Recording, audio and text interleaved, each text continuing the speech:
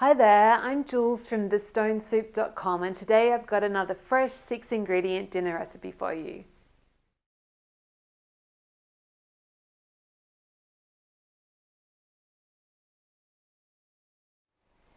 So for the broccoli burgers, I've just had the broccoli, I'm just using a pack of frozen broccoli, so a large pack, so 500 grams, which is about a pound.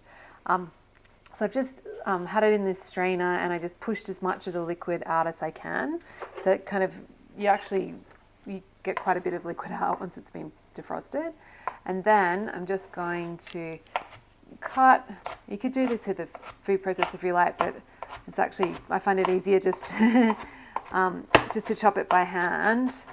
And the idea is just to get a kind of as fine as you can, because the less lumps you have, the more the burgers will hold together.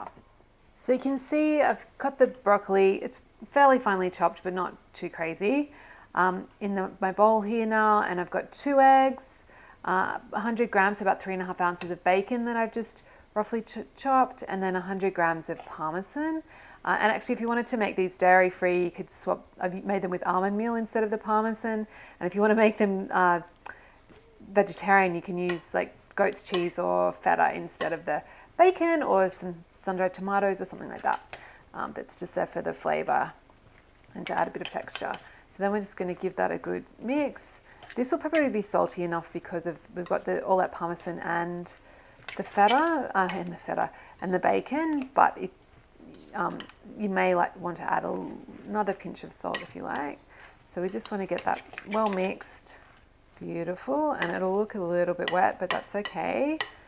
Then we're going to just divide it into 4 patties, and I've washed my hands, so I find the best way is just to scoop about 1/4 of the mixture out into your hands, and then carefully use your hands to form into a patty, and we'll put on a sheet lined with baking paper, and then we'll repeat with the rest. And then I'm going to put them in a hot oven, so 250C, which is 480F, for about 13 to 15 minutes.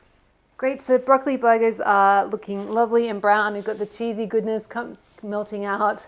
So they're good to serve. I'm just going to let them sit and cool down a little bit before I try and move them off the tray. And I'm going to serve them just with some salad leaves and a bit of aioli, so like a garlicky mayonnaise. So if you enjoyed this recipe, come on over to my blog. It's thestonesoup.com, and you can download a free ebook filled with simple recipes just like this one.